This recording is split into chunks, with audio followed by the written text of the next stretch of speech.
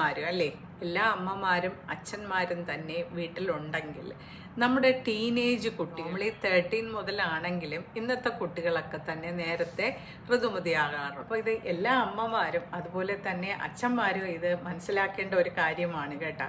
നമുക്ക് 9 വയസ്സിന് മുകളിലോട്ട് പ്രായമുള്ള പെൺകുട്ടികളായാലും ആൺകുട്ടികളായാലും നമ്മൾ അവരെ പറഞ്ഞ് ബോധ്യപ്പെടുത്തേണ്ട 1-2 കാര്യങ്ങളുണ്ട് ജീവിതത്തിൽ. കാര്യം, ഈ കുട്ടികൾക്ക് അവരുടെ ശരീരത്തിൽ പലതരത്തിലുള്ള വ്യത്യാസങ്ങൾ വരുമ്പോൾ എല്ലാവർക്കും അത് മനസ്സിലാകണമെന്നില്ല. ചില കുട്ടികൾ മനസ്സിലാക്കും, ചില കുട്ടികൾ മനസ്സിലാക്കില്ല. അവർ പഴയതുപോലെ തന്നെ ബിഹേവ് ചെയ്യും. അതുപോലെ തന്നെ അവർക്ക് എന്ത് ചെയ്യണമെന്ന് അറിയാൻ പാടില്ല. അപ്പോൾ പേരൻസ് എന്നുള്ള നിലയിൽ നമുക്ക് ടീനേജ് കുട്ടികൾ ഉണ്ടായിരിക്കുമ്പോൾ നമ്മൾ ശ്രദ്ധിക്കേണ്ടത്, നമ്മൾ കുട്ടികളോടൊപ്പം ഒരു ഫ്രണ്ട്സ് എന്ന നിലയിൽ തന്നെ ആ സമയങ്ങളിലൊക്കെ സംസാരിക്കണം.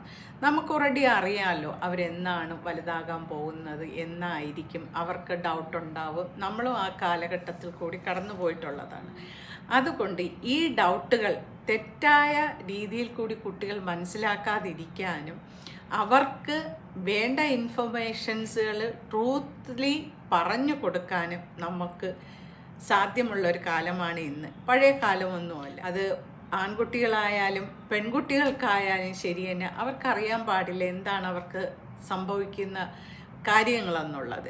അപ്പോൾ എന്തുകൊണ്ട് നമ്മൾ അതൊക്കെ ശ്രദ്ധിക്കണം, എന്തിനു വേണ്ടിയുള്ള മുൻകരുതലുകൾ എടുക്കണം, എങ്ങനെയാണ് നമ്മളെ ജീവിതം സൂക്ഷിക്കേണ്ടത്, എങ്ങനെയാണ് നമ്മൾ കരുതലെടുക്കേണ്ടത് എന്നതിനെക്കുറിച്ച് നമ്മുടെ എല്ലാ രക്ഷകർത്താക്കളും നമ്മുടെ കുട്ടികൾക്കൊപ്പം ഇത് ഷെയർ ചെയ്യും. നമുക്ക് പറയാൻ ബുദ്ധിമുട്ടാണ് നമ്മുടെ കുട്ടികളുടെ എങ്കിൽ നമുക്ക് കുട്ടികളെ ഒരു കൗൺസിലിങ്ങിന് കൊണ്ടുപോകാം, അല്ലെങ്കിൽ അത് പറഞ്ഞ് അവരെ മനസ്സിലാക്കാനുള്ള ഒരു വ്യക്തിയുടെ അടുത്ത് കൊണ്ടുപോകാം, അല്ലയോ? അപ്പോൾ ചില പ്രായത്തിൽ ആൺകുട്ടികൾ ഒരുപാട് ഡിസ്റ്റൻസ് കീപ്പ് ചെയ്യും അവരുടെ ടീനേജ് പ്രായത്തിൽ.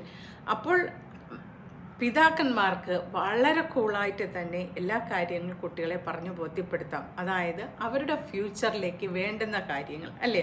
അവർക്ക് ഡൗട്ടുണ്ടെങ്കിൽ അത് ഒരു പിതാവിനോടൊപ്പം വന്ന് ക്ലിയർ ചെയ്യാൻ കുട്ടിക്ക് സ്വാതന്ത്ര്യം ഉണ്ടായിരിക്കണം.